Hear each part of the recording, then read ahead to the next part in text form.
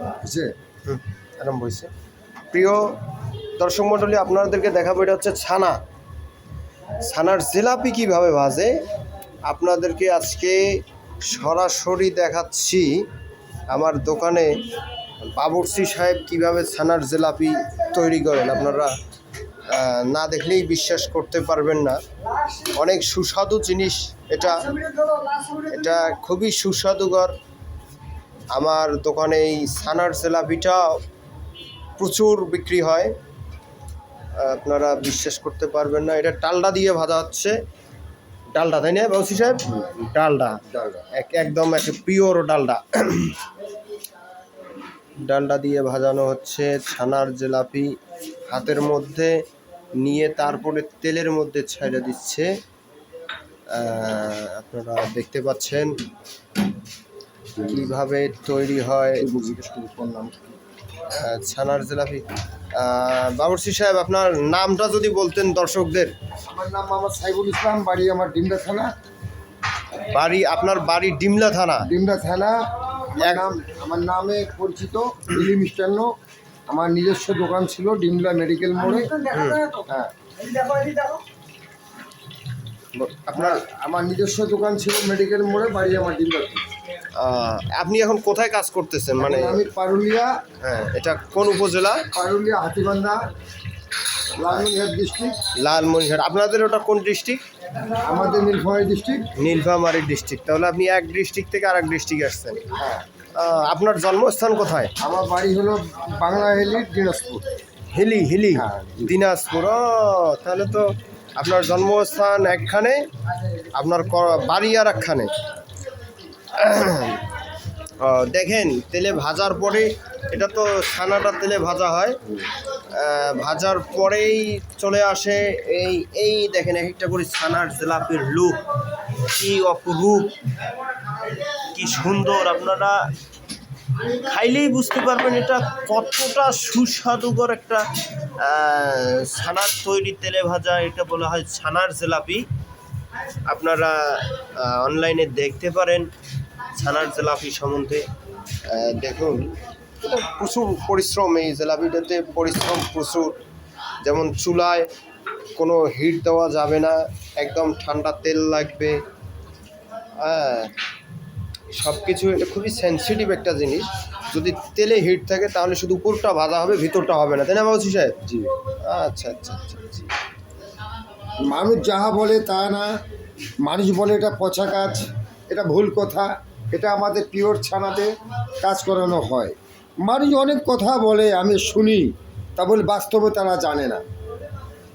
হ্যাঁ, ভালো কথা বলছেন। এটা মানুষ অনেক কথা বলে, বলতে তো টাকা লাগে না, মানুষ বলে। তা বলে এটা দোকানে ভাল। অনেক লোক এলা দেশ স্বাধীনের পরে ছিল ছানার জিলাপি, এটা উঠে গেছে, এখন উঠে গেছে খুব এটা উঠে যাওয়ার পরে সেই কারিগরগুলো নাই, সেই কারিগরগুলো মারাও গেছে। এখনকার তরুণ কারিগররা এই কাজ তারা জানবে না। আমার মনে হয় যে আমার দোকানে যে এই জিলাপিটা তৈরি হচ্ছে, আমার মনে হয় কালীগঞ্জ উপজেলা, হাতীবান্ধা উপজেলা, লালমনিরহাট জেলায় আমি এই ছানার জিলাপিটা, বিশ্বাস করেন প্রিয় ফেসবুক শ্রোতা মণ্ডলী, দর্শক মণ্ডলী, এই ছানার জিলাপিটা আমি লালমনিরহাট জেলায় কম বেশি প্রতিটা উপজেলায়, প্রতিটা বাজারেই গিয়েছি। আমি এই কাজটা কোথাও পাই নাই। আমি এই কাজটা করতাম ডিমলা থানায় মা লক্ষ্মী মিষ্টান্ন, শিবু দত্ত মল্লিকের দোকানে। আমি মা লক্ষ্মীতে কাজ করতাম, শিবু দত্ত মল্লিকের দোকানে, মা লক্ষ্মী ভান্ডার, ডিমলা আমি গেছিলাম, এনার জন্যই গেছিলাম। এনাকে আমি নিয়ে আসছিলাম, প্রচণ্ড পরিশ্রম করে এনার খোঁজ বাইর করেছি। ইনি অত্যন্ত একজন ভালো বাবুর্চি। আপনারা দেখছেন এনার বয়স মোটামুটি। আপনার বয়স কত হবে বাবুর্চি সাহেব? বয়স চলতেছে 59। এখনও একজন 59 বছর বয়সী ব্যক্তি, দেখেন কাজ নিখুঁত এখনও। সব কিছুই আমরা যুবকদের মতো দেখে চলাফেরা করে, সব কিছুই 1 লাখ কোনো ব্যাপার না, বয়স তার কাছে কোনো ব্যাপার না। আমার ইতিহাস জীবন কাহিনী, আমার অরিজিনাল ভাষা হলো বাংলা হিলি। অরিজিনাল গ্রামের বাড়ি হলো হিলি ডাঙ্গাপাড়া, গ্রাম লোহাচড়া। হিলি ডাঙ্গাপাড়া, গ্রাম লোহাচড়া। হিলি ডাঙ্গাপাড়ায় আমাদের গ্রাম ভাই আছে, দোকান আছে ওনার। ওনার দোকান আছে, গালামাল পেট্রোলের দোকান আছে, আমাদের গালামাল দোকান আছে, মুদিখানা। আমার ভাতিজারা করে। আমি তো আমার আসা ডিমলা থানায় আসা আমার 35-36 বছর হয়ে গেল। 35 থেকে 36 বছর চলতেছে। আচ্ছা বাবুসি সাহেব, আচ্ছা এই যে ডালডা দিয়ে ছানার জিলাপি কেন ভাজেন আপনি? ডালনা দিয়ে এটা খাস্তা হয়, সুস্বাদ হয়। এটা ফ্যাট ডালডা দিয়ে এটা ফ্যাট দেওয়া লাগে। ফ্যাট দিতে হবে, এটা না হলে ভালো হবে না। এটা অরিজিনাল সোয়াবিন ছাড়া কাজ হবে না। পাম তেলে কাজ করতে গেলে মুখে জমে যাবে, পেটে সমস্যা হইতে পারে। ও, এর জন্য আপনি ডালডা দিয়ে কাজ করেন। সোয়াবিন দিয়ে সোয়াবিন দিয়ে কাজ করব। সোয়াবিন দিয়ে আমাদের ফ্যাট দিতে হবে, ফ্যাট দেওয়ার পর ডালডা দিয়ে দুটো যৌথভাবে কাজ করলে জিনিসটা সুস্বাদ পাওয়া যায়। আচ্ছা আচ্ছা।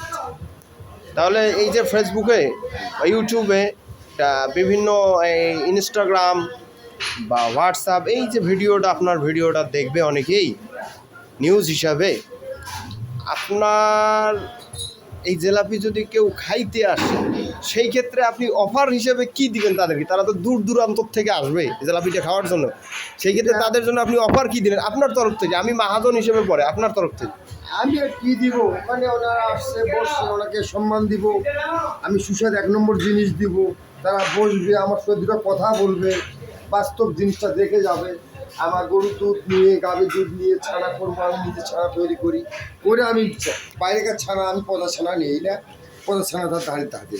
আমরা নিজে ছানা আমরা নিজেরাই ছানা তৈরি করি, আমি আমরা নিজেরাই মিষ্টি ছানার ছানার জল জিলাপি আছে, ছানা সবকিছু জল দিয়ে ছানা তৈরি করি। নিজেরাই তৈরি করি। আপনারা দেখতে পাচ্ছেন বিষয়টা খুবই কষ্টকর।